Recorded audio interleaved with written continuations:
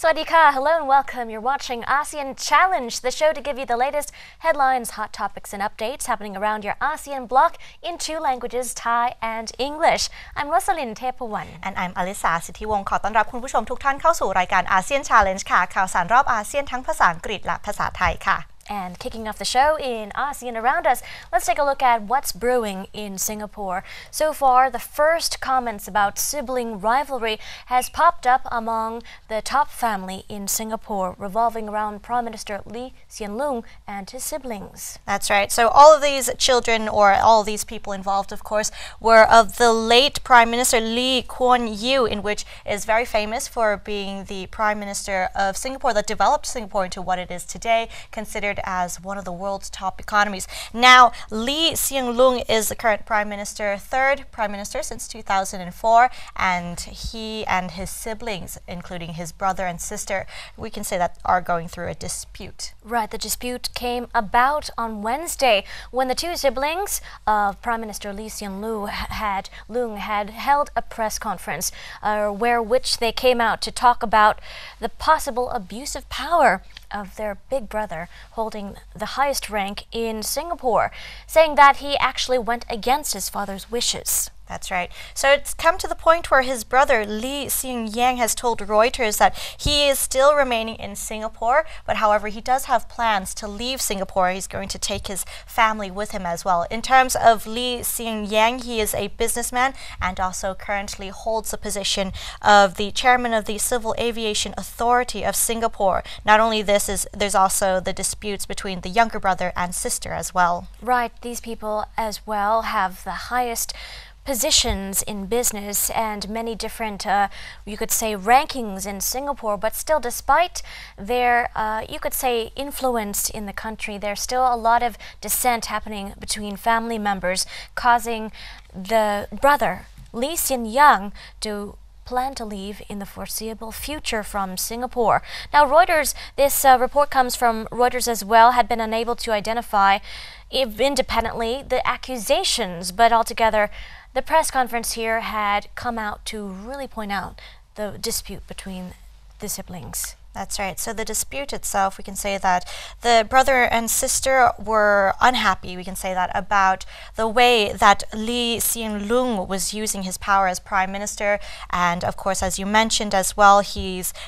doing against Lee Kuan Yew, his father's wishes. Also, his wife has also opposed the wishes of Lee Kuan Yew as well. So this has created a lot of, let's say, discomfort within the family itself, and in terms of it has come out into the public. It's possible that what triggered this rivalry or this disagreement among siblings was a decision to turn a very monumental house belonging to Lee Kuan Yew, the founding father of Singapore, into a monument. Actually, Lee Kuan Yew at the time had disagreed. He did not want the house to become a monument, but perhaps because of the disagreements among siblings, that's what triggered this dispute to come to the forefront, to a press conference ultimately, resulting in a crack between the relationships here. That's right. I believe that at the moment now, Lee Hsien Loong is currently coming back from abroad as well, so we'll have to see how that unravels and what he has to say more about this issue. Right, indeed. ค่ะมาดูกันในส่วนอาเซียน around us ค่ะไปกันที่ประเทศสิงคโปร์นะคะก็เกิดประเด็นนะคะในส่วนของถ้าหากเรารู้จักกันดีค่ะลีกวนยูค่ะรัฐบุรุษที่ก่อตั้งสิงคโปร์ถือว่าเป็นนายกรัฐมนตรีท่านแรกของสิงคโปร์เลยทีเดียวนะคะที่ทำให้สิงคโปร์เนี่ยมีศักยภาพในปัจจุบันที่เป็นเศรษฐกิจระดับโลกเลยทีเดียวนะคะก็ในบรรดาลูกๆของลีกวนยูเนี่ยก็เปิดศึกสายเลือดกันก็ว่าได้นะคะปัจจุบันค่ะทางนายกรัฐมนตรีลีเซียนลุงนะคะก็เป็นบุตรของลีกวนยูเนี่ยค่ะก็เป็นประเด็นว่าหรือว่าใช้อำนาจผิดจากสิ่งที่บิดาได้สั่งสอนไว้นะคะหรือว่าใช้อำนาจในทางที่อาจจะไม่ถูกต้องก็ทำให้ทั้งน้องชายแล้วก็น้องสาวถือว่าไม่พอใจเลยทีเดียวใช่ค่ะทั้งสองคนนะคะออกมาประกาศเป็นการแถลงข่าวเลยนะคะว่าไม่เห็นด้วยกับการบริหารประเทศของลีเซียนลุงซึ่งในปัจจุบันนี้ระบบของประเทศสิงคโปร์ออกมาพูดว่าจะมี checks and balance ที่ยังไม่ balance กันจริงๆค่ะเพราะฉะนั้นมันมีโอกาสในอนาคตที่ผู้ถืออำนาจมากที่สุดของประเทศซึ่งเป็นลีเซียนลุงนะคะอาจจะเอาเปรียบ กับอำนาจนี้เพราะฉะนั้นทางพี่น้องสองคนนี้นะคะก็ตัดสินใจว่าอาจจะออกจากประเทศด้วยซ้ำไปในเร็วๆนี้ค่ะก็เป็นการแตกแยกหักกันแบบชัดเลยนะคะใช่ค่ะก็ต้องมาติดตามดูนะคะว่าจะเกิดยังไงขึ้นต่อนะคะกับประเด็นเรื่องนี้ถึงแม้ว่ามันเป็นศึกสายเลือดก็ตามแต่ว่าก็เกี่ยวข้องกับผู้นำเนาะโดยเฉพาะเกี่ยวข้องกับลูกๆของรัฐบุรุษที่ก่อตั้งสิงคโปร์ด้วยก็ต้องติดตามดูต่อไปใช่ค่ะเราก็จะคอยรายงานเรื่อยๆนะคะว่ามีเหตุการณ์เกิดอะไรขึ้นจากประเทศสิงคโปร์จากครอบครัวที่ใหญ่ที่สุดของประเทศสิงคโปร์ค่ะค่ะ With that said let's take a short break and we'll be back next for more news updates coming soon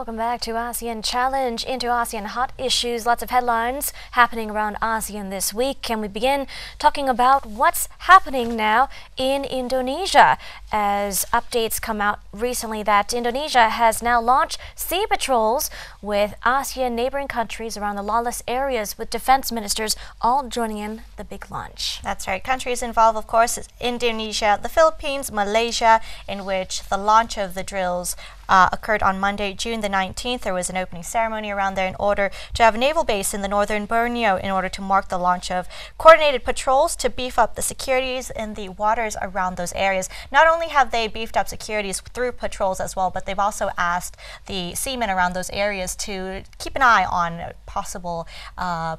dangers around those areas as well. Right, it's an important launch following a lot of unrest happening for the past 4 weeks now in southern Philippines in Marawi City, where insurgency has really ravaged the area for quite some time, resulting in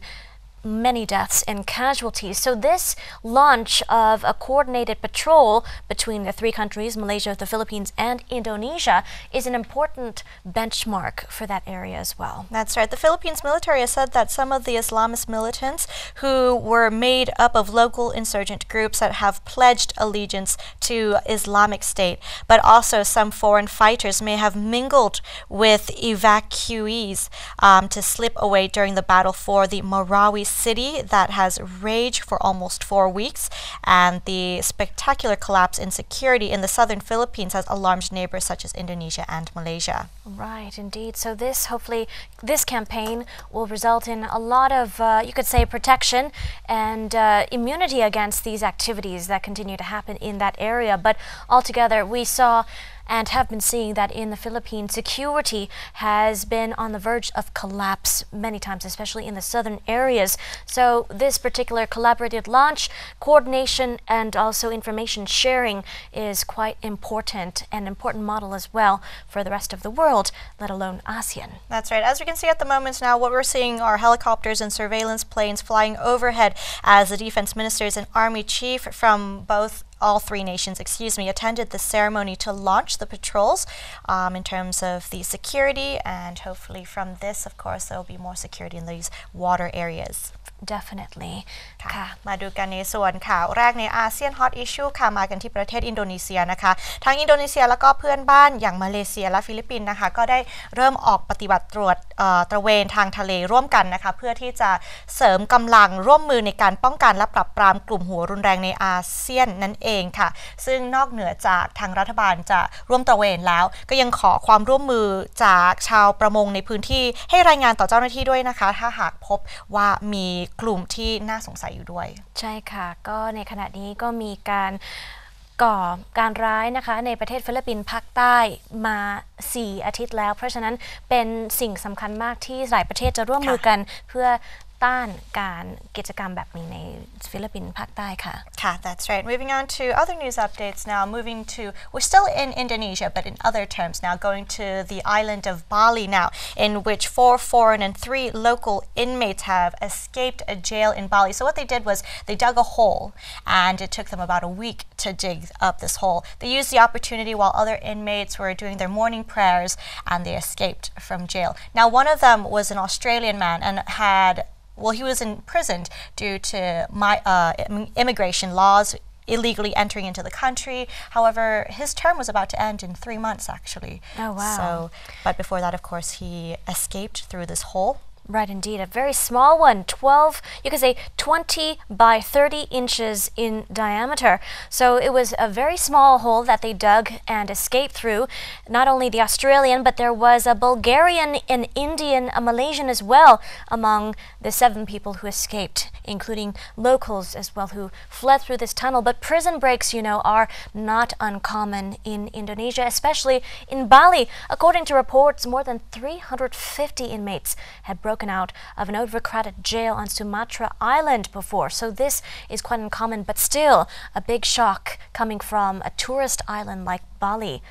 That's right. So the 4 inmates came from Karabakan prison on Bali Island, as mentioned, and the 4 foreigners were an Australian, Sean Edward Davidson, that I mentioned, that had just about 3 months left in prison itself, a Bulgarian, Dimitar Nikolov, Indian, Syed Mohammed, and Malaysian, T. Kok King. So they were the ones who escaped from the hole that we can see at the moment now, coming from the prison itself and leading towards a water tunnel. Right. Interestingly enough, the tunnel being filled with water as well. 10 guards have been trying to follow the trails of the prison breakers, and altogether authorities are still trying to investigate the situation. But the escape is believed to have taken place at night. So far, the 4 fugitives had been serving sentences, you mentioned, for different crimes ranging from violations of, say, immigration rules to drug crimes. So knowing that such prison breaks have been uncommon is quite unsettling in Bali. ใช่ค่ะมาดูกันต่อข่าวจากอินโดนีเซียเช่นเดิมนะคะแต่ว่ามากันที่เกาะบาหลีกันบ้างค่ะซึ่งมีนักโทษต่างชาตินะคะ4 คนก็ได้ขุดอุโมงค์หนีออกจากเรือนจำนะคะหนึ่งในนี้นะคะก็เป็นชาวออสเตรเลียคนหนึ่งที่ถือว่าใกล้จะพ้นโทษแล้วอีกไม่กี่เดือนนั่นเองแต่ก็ยังหนีออกมาได้นะคะโดยอุโมงค์ที่4 คนนี้ขุดค่ะก็มีความเล็กมากขนาด50 คูณ 75 เซนติเมตรเองแล้วก็ขุดใต้กำแพงด้านนอกของเรือนจำแล้วก็เขาบอกว่าน่าจะใช้เวลาประมาณสัปดาห์หนึ่งในการขุดค่ะก็ตั้งใจมากๆเลยนะคะนอกเหนือจากชาวออสเตรเลียก็จะมีคนจากบัลแกเรียอินเดียพร้อมกับมาเลเซียนะคะแล้วก็คนอินโด3 คนเช่นกันที่หนีออกจากอุโมงค์นี้ไปเพราะฉะนั้นเป็นเหตุการณ์ที่เกิดขึ้นอีกแล้วนะคะเพราะว่าเร็วๆนี้ทางเจ้าหน้าที่บอกว่าแค่เดือนที่แล้วเท่านั้นเองนะคะมีคนหนีจากคุก350 คนนะคะจากเกาะสุมาตราที่จังหวัดเรียวนั่นเองค่ะก็ถือว่าเป็นเหตุการณ์ที่ทางคุกก็อาจจะต้องเพิ่มมาตรการในการป้องกันความปลอดภัยในคุกนั่นเองนะคะ Alright, moving on to Malaysia now. Now in terms of the 1MDB funds, now we say it's been in the news that the First Lady is also linked to this as well, in which she bought a $30 million, we can say, necklace alone. It cost about $27.3 million, a rare pink diamond. Oh my goodness. Well, altogether, this is a shocking finding, but still denied by Najib Razak, Malaysia's leader, and his wife as well, denying any wrongdoing. But according to the latest U.S. investigations, they found that indeed the money that had disappeared from the 1MDB fund had indeed been linked to these diamonds and jewelry that had been bought for, in quotation marks, Malaysian official one, according to these reports. Now, his wife, Rosma Mansour, has said that, well, her aide did not immediately respond to requests for comments about the issue. The Prime Minister's office, in a statement on June the 16th, has said that it was concerned by the unnecessary and gratuitous naming of certain matters and individuals that are only relevant to domestic political manipulation and interference. So Najib has constantly denied any wrongdoings to this. Right. This accusation and this development will indeed have an impact on the upcoming elections that Najib Razak is expected to call, the so-called snap elections set to happen later this year. So indeed, this case could become further ammunition for Najib's political rivals as well, who have often criticized his wife in the past for her lavish spending, expensive tastes, as well as much, much more. But talking about expensive tastes, this is a rare 22-carat pink diamond. Wow. And it was set in a necklace as well. I think we can see this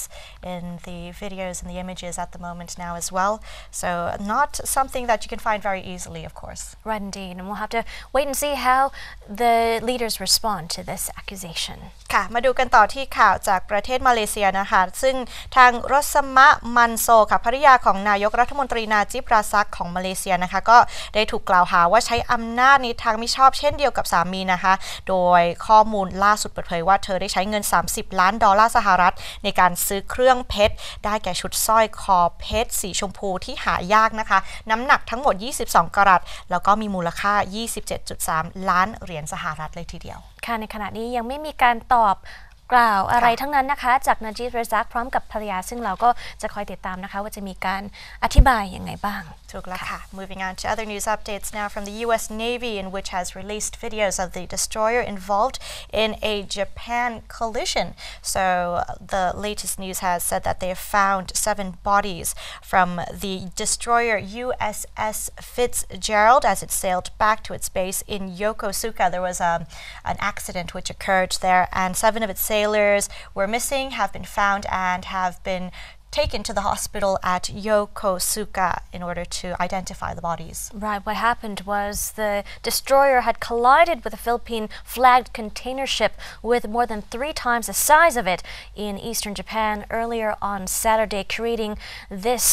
collision, this tragic event altogether. It's the Fitzgerald. It's an Aegis-guided missile destroyer which collided with a merchant vessel here at around 2:30 in the morning local time, some 56 nautical miles southwest of Yokosuka. And so still, investigations continue. 3 aboard the destroyer had been evacuated. So good news. ค่ะมาดูกันต่อในส่วนข่าวนะคะซึ่งมีเรือพิฆาต USS Fitzgerald นั่นเองนะคะกองเรือที่ 7 ของสหรัฐก็ได้แถลงข่าวเกี่ยวกับเหตุการณ์ที่เกิดขึ้นของทาง USS Fitzgerald ซึ่งได้หายตัวไปหลังจากที่เรือประสบอุบัติเหตุชนเข้ากับเรือบรรทุกสินค้า ACX Crystal ของทางฟิลิปปินส์นะคะนอกชายฝั่งเมืองโยโกสุกะของญี่ปุ่นนั่นเองก็ได้พบร่างของลูกเรือทั้ง 7 นายที่สูญหายไปเรียบร้อยนะคะและขณะนี้นะคะทางเจ้าหน้าที่ก็ได้นำร่างของผู้เสียชีวิตไปยังโรงพยาบาลทหารโยโกสุกะเพื่อที่รับการพิสูจน์เอกลักษณ์บุคคลต่อไปค่ะค่ะขณะนี้เจ้าหน้าที่ก็ยังสืบสวนอยู่นะคะว่าเพราะเหตุใดเรือ2 ลำนี้ถึงได้ชนกันเราก็จะคอยรายงานนะคะพอมีข้อสรุปเรียบร้อยค่ะ Now heading over back to the Philippines for some more developments in what's going on the battle for the besieged Marawi City. It continues to escalate and get fiercer despite going on happening for the past 4 weeks. The southern Philippines area is becoming hotter now as well as government troops have entered the area and the Islamic State allied militants are fighting for the 26+ day now. That's right. So that's going on for a very long time. And we can say that the people that they're fighting with, the violence is among people who are willing to die in order to fight for what they believe in. And it's no doubt that the sound of snipers firing had filled the air in the city, wounding soldiers and government troops, and in which the media, such as China Global Television Network, were told that they were facing great dangers and their enemies were difficult to defeat. So these were things that were said from Army Special Operations commanders and other militants. So they say that it's hard because they've occupied the tallest buildings. You don't know where they'll hit you from behind or from the side or right in front of you. You can't see the snipers. This was said by a militant of the Scout Rangers of the Philippines. But indeed, it seems like chaos is happening in the southern Philippines in Marawi City with people, as you mentioned, occupying the highest towers and targeting people below at a more easier range. Altogether still, despite the situation and the gravity of it, various fighters for the government troops have said they have not lost hope and continue to encounter and fight on despite the situation. And this happens and continues to happen as the government in in the Philippines is still trying to go and boost morale of what's happening down there. That's right. So in terms of what the Philippine President Rodrigo Duterte has said, he has said that so the fighting is going on, but of course it's winding up, but at the cost of so many soldiers as well. And that is a danger of the Maut group of the Islamist militants and ISIS or IS. So they need to keep an eye on this group as well. Right, not to mention people caught in the crossfires as well as the two forces, opposing forces, fight against each other. Those in the middle are also at risk. So we'll keep you posted on more developments coming from here. ใช่แล้วค่ะมาดูกันในส่วนข่าวสุดท้ายของอาเซียน Hot Issue ค่ะไปกันที่ประเทศฟิลิปปินส์นะคะในสถานการณ์ขออภัยค่ะสมรภูมิมาราวีนั่นเองค่ะซึ่งขณะนี้นะคะก็คนที่เสียชีวิตก็พุ่งถึง300เลยทีเดียวนะคะก็ทางตัวแทนของกองทัพฟิลิปปินส์ก็ได้กล่าวว่าคือตอนนี้ก็ได้รบกันมาเกือบเกิน4สัปดาห์แล้วก็เหตุผลที่มันยากในการสู้รบกับกลุ่มนี้เพราะว่ากลุ่มนี้ถือว่าเป็นคนที่พร้อมที่จะตายตลอดเวลาด้วยค่ะในส่วนของทางประธานาธิบดีโรดริโก ดูเตเต้ของฟิลิปปินส์นะคะก็ได้ใช้มาตรการกฎอัยการศึก60 วันในเบื้องต้นนะคะที่มีผลบังคับใช้ตั้งแต่วันที่23 พฤษภาคมที่ผ่านมาค่ะค่ะถึงเหตุการณ์กำลังร้อนแรงขึ้นเรื่อยๆนะคะทางทหารก็ยังไม่เสียความตั้งใจนะคะยังต่อสู้ต่อไปค่ะทีนี้เราก็จะคอยอัปเดตเหตุการณ์เรื่อยๆนะคะทุกอาทิตย์ but for now it's time for a short break when we come back though on a lighter note more coming up in ASEAN calendar to mark your holidays stay tuned พักกันสักครู่ค่ะ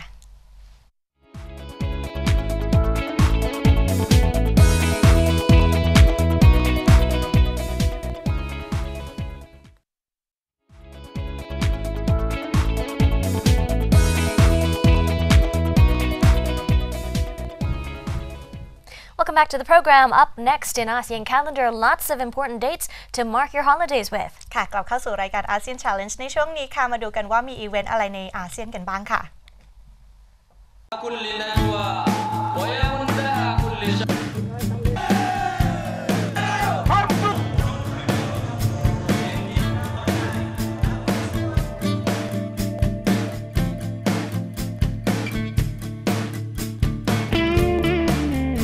Ramadan. Ramadan is the 9th month of the Islamic calendar. It's observed by Muslims worldwide as a month of fasting to commemorate the first revelation of the Quran to Muhammad, according to Islamic belief. This annual observance is regarded as one of the 5 pillars of Islam. The month lasts 29 to 30 days based on the visual sightings of the crescent moon. This is according to numerous biographical accounts compiled in the hadiths. The word Ramadan comes from the Arabic roots, meaning scorching heat or dryness. Fasting is obligatory for adult Muslims, except for those suffering from an illness, who are traveling, are elderly, pregnant, breastfeeding, are diabetic, chronically ill, or menstruating. Fasting the month of Ramadan was made obligatory during the month of Shaban, in the second year after the Muslims migrated from Mecca to Medina. Fatwas have been issued declaring that Muslims who live in the regions with a natural phenomenon, such as the midnight sun or polar night, should follow the timetable of Mecca. But the more commonly accepted opinion is that Muslims in those areas should follow the timetable of the closest country to them, in which night can be distinguished from day. While fasting from dawn until sunset, Muslims refrain from consuming food, drinking liquids, smoking, and engaging in sex. Muslims are also instructed to refrain from sinful behavior that may negate the rewarding of fasting, such as false speech, like insulting, backbiting, cursing, and lying, and fighting except in self-defense. Food and drinks are served daily before dawn and after sunset, referred to as suhoor and iftar respectively. Spiritual rewards for fasting are believed to be multiplied within the month of Ramadan. Fasting for Muslims during Ramadan typically includes the increasing offering of prayers, recitation of the Quran, and an increase of good deeds and charity.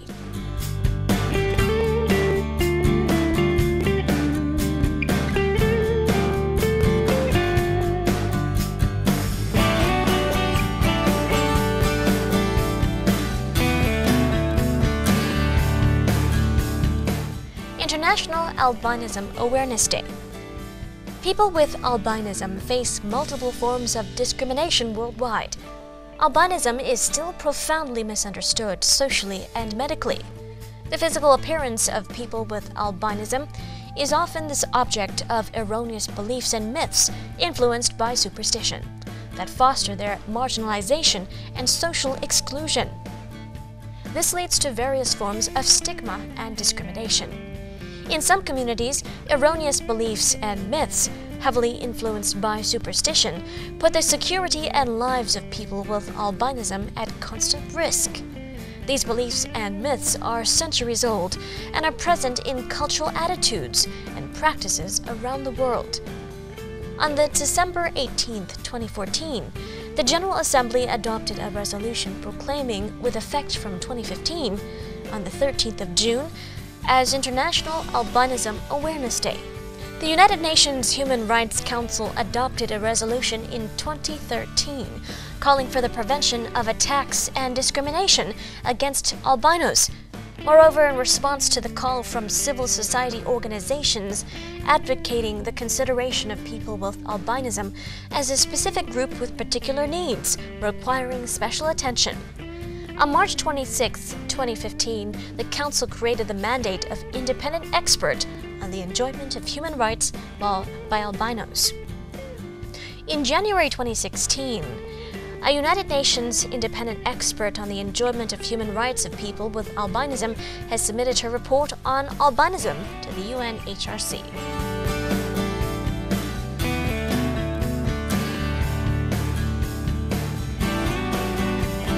World Blood Donor Day, 14th of June 2017. Every year on the 14th of June, countries around the world celebrate World Blood Donor Day, or WBDD. The event serves to raise awareness of the need for safe blood and blood products and to thank blood donors for their life-saving gifts of blood. Blood is an important resource, both for planned treatments and urgent interventions. It can help patients suffering from life-threatening conditions live longer and with a higher quality of life. This supports complex medical and surgical procedures. Blood is also vital for treating the wounded during emergencies of all kinds, natural disasters, accidents, armed conflicts, and so forth, and has essential life-saving roles in maternal and perinatal care. A blood service that gives patients access to safe blood and blood products in sufficient quantity is a key component to an effective health system. Ensuring safe and sufficient blood supplies requires the development of a nationally coordinated blood transfusion service based on voluntary, non-remunerated blood donations. However, in many countries, blood services face the challenge of making sufficient blood available, while also ensuring its quality and safety. Focus of this year's campaign. The lives and health of millions of people are affected by emergencies every year. In the last decade, disasters have caused more than 1 million deaths, with more than 250 million people being affected by emergencies every year. Natural disasters such as earthquakes, floods, and storms create considerable needs for emergency health care, while at the same time often destroying vital health facilities as well. Man-made disasters such as road accidents and armed conflicts also generate substantial healthcare demands and the need for frontline treatment. Blood transfusion is an essential component of emergency health care. Emergencies increase the demand for blood transfusion and make its delivery challenging and complex. Adequate supply of blood during emergencies require a well-organized blood service, and this can only be ensured by engaging the entire community and a blood donor population committed to voluntary unpaid blood donation throughout the year. This year's campaign will focus on blood donation in emergencies. In crisis or emergency situation, the natural human response is, "What can I do? How can I help?" Therefore, the slogan for the 2017 campaign is, "What can you do?" with the secondary message, "Give blood, give now, give often." The campaign underlines the role every single person can play in helping others in emergency situations by giving the valuable gift of blood. It also focuses on the fact that it is important to give blood regularly, so that the blood stock is sufficient before an emergency arises. The objectives of this year's campaign: to encourage all people to strengthen the emergency preparedness of health services in their community by donating blood. To engage authorities in the establishment of effective national blood donor programs with the capacity to respond promptly to the increase in blood demand during emergencies. To prompt the inclusion of blood transfusion services in national emergency preparedness and response activities. To build wider public awarenesses of the need for committed year-round blood donation in order to maintain adequate supplies and achieve a national self-sufficiency of blood. To celebrate and thank individuals who donate blood regularly and to encourage young people to become new donors as well. To promote international collaboration and to ensure worldwide dissemination of and consensus on the principles of voluntary non-remunerated donation while increasing blood safety and availability. The host country for the global event of World Blood Donor Day 2017 is Vietnam.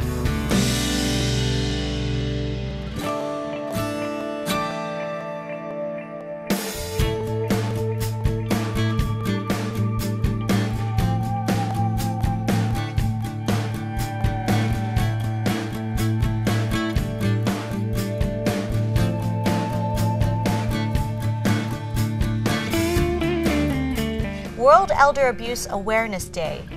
The global population of people aged 60 years and older will more than double from 542 million in 1995 to about 1.2 billion in 2025.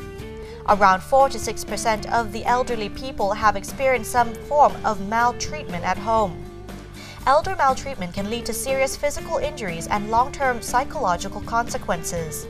The incidence of abuse towards older people is predicted to increase as many countries are experiencing rapidly aging populations. Elder abuse is a global social issue which affects the health and human rights of millions of older persons around the world, and an issue which deserves the attention of the international community. The United Nations General Assembly, in its Resolution 66/127, designated June 15th as World Elder Abuse Awareness Day. It represents the one day in the year when the whole world voices its opposition to the abuse and suffering inflicted to some of our older generations.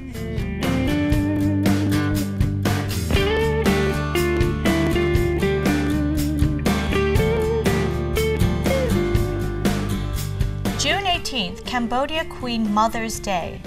Cambodia annually celebrates Queen Mother's birthday on June 18th. This national holiday celebrates the birthday of Queen Mother Norodom Mononith. Norodom Mononith, born as Paul Monique Izzy, was born on June 18, 1936 in Saigon, French Indochina, present-day Vietnam.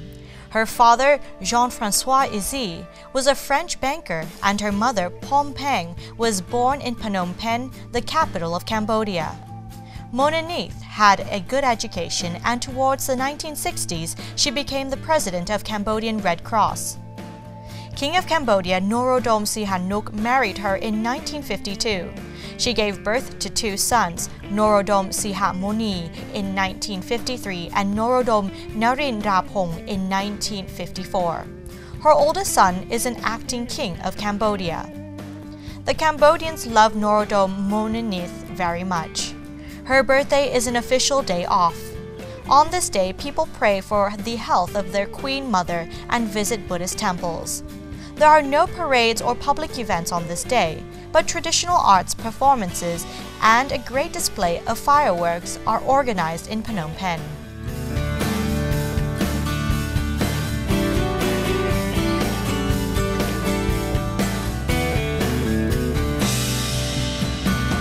June 20th, World Refugee Day.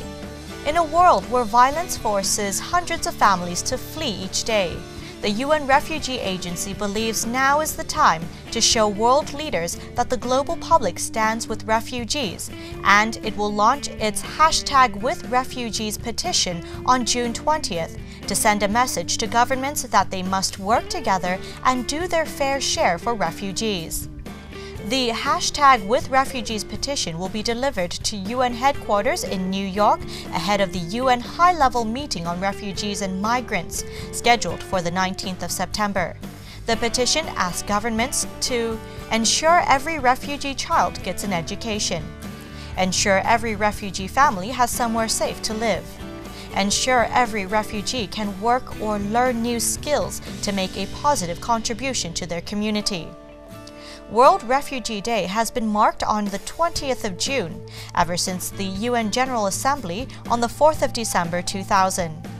Adopted Resolution 55/76, where it noted that 2001 marked the 50th anniversary of the 1951 Convention relating to the status of refugees, and that the Organization of African Unity, or OAU, had agreed to have International Refugee Day coincide with Africa Refugee Day on the 20th of June.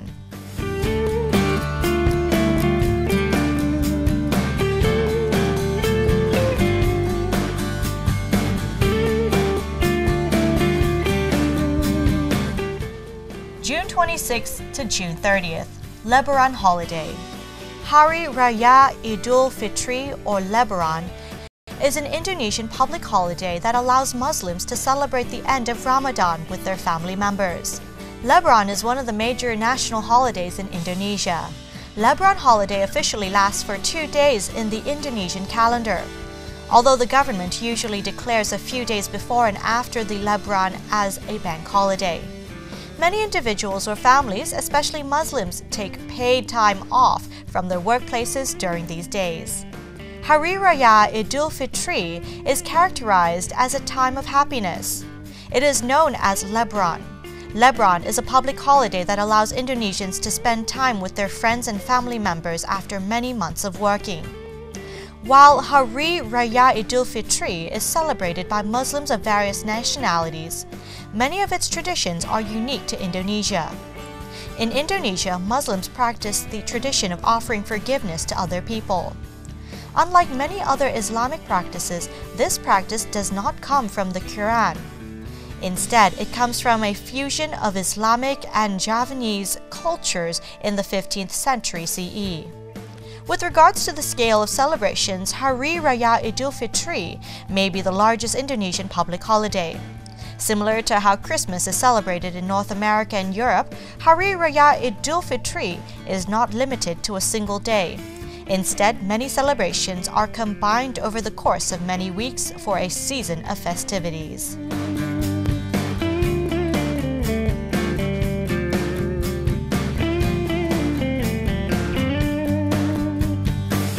June 26th, Sunthornpul Day.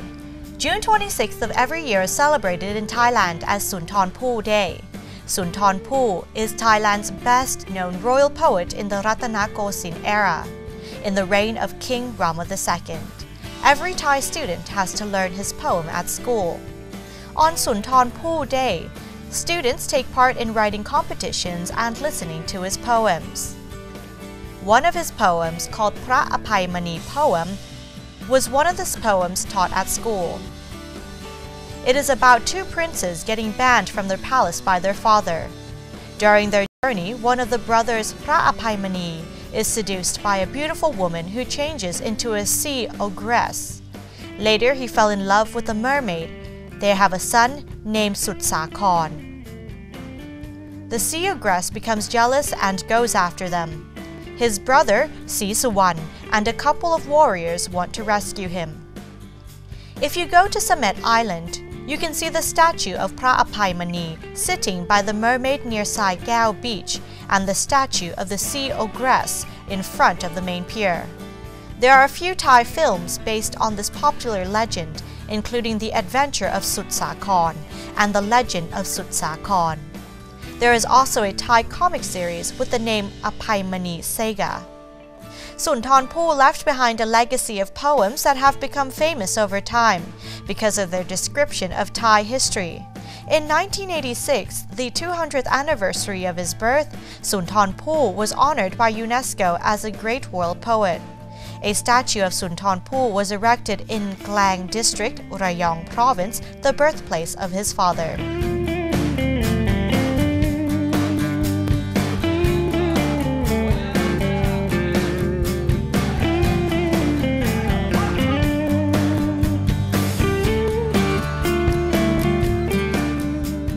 those were the events to mark your calendars for this week. We're going to take a short break, and coming back next, we have the ASEAN interview. Stay tuned.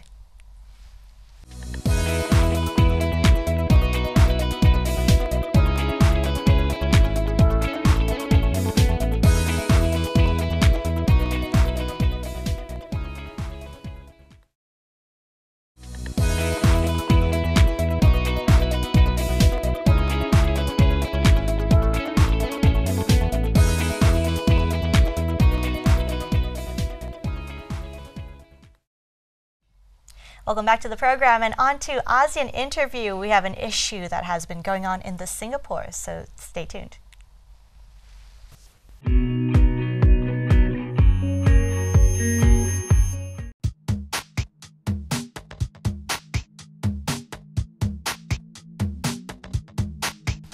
Robots are big business.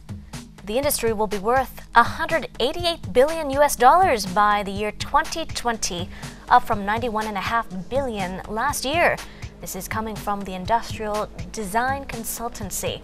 Yet there remains a lot that robots are unable to do, partly because they're made from rigid metal or plastic. If they were softer, lighter, and less reliant on external power,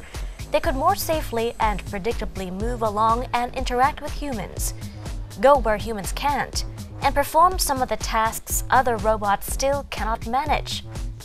At a recent academic conference on robots in Singapore, new advances in soft robots were showcased. Many of these drew inspiration from nature, challenging how we think of and interact with the robots we're destined to share our future with. On the conference sidelines, Tie Feng Li, the associate professor at Zhejiang University's Institute of Applied Mechanics Soft Matter Research Center, told Reuters future robots should be made of material that's soft, just as our muscle is, he said, and the skin of animals. Talking about the soft material robots, the first feeling we will think about is that we human, the body of ourselves are soft, but like most conventional robots, driving by motors or some hard gears, we will always have the feeling of that kind of robot will be hard and cold. So when we interact with human beings, the soft actually means the material of the robot will be soft, just as the muscle and the skin of our human being and or animals. Students at the National University of Singapore are working with colleagues from institutions in China and the US on their research. A Malaysian PhD student, Yap Hong Kai, says the leap from laboratories to market shelf is getting closer.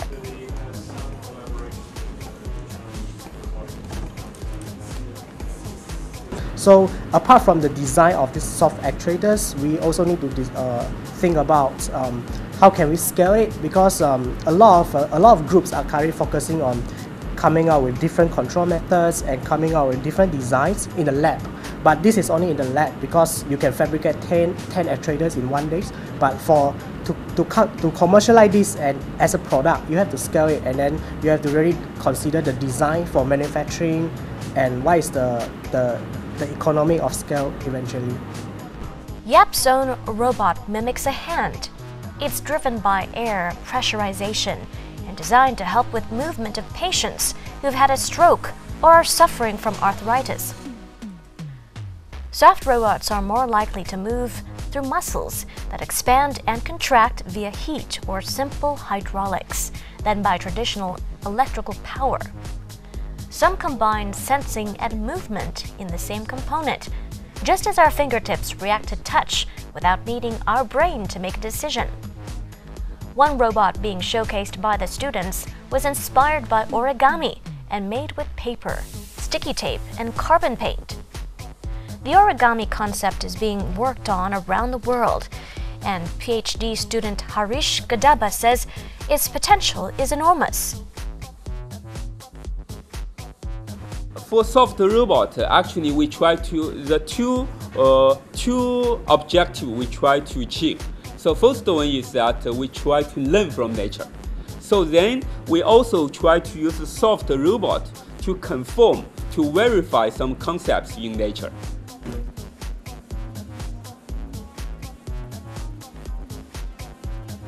we are able to make functional actuators made of very easy low-cost materials, and on top of that we have added advantages of using origami structures. So for origami we can basically have very thin sheets folded into these complex 3D structures. So for many space applications we can imagine an astronaut taking up this lot of actuators or thin sheets of paper in a small capsule onto the International Space Station and making a swarm of these robots for very low cost, and a lot of these robots can act together, work together to move things or explore.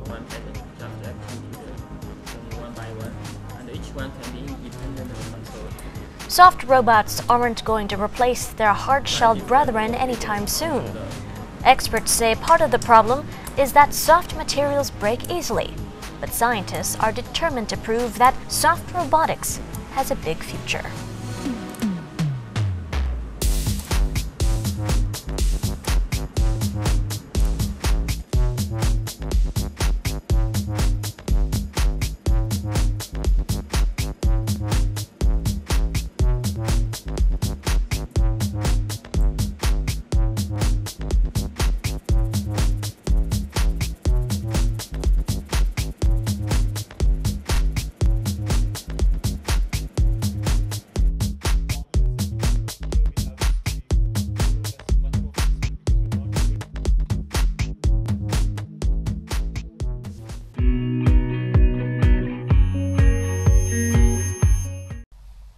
And that wraps up the ASEAN Challenge for this week. See you next week. As for now, สวัสดีค่ะ สวัสดีค่ะ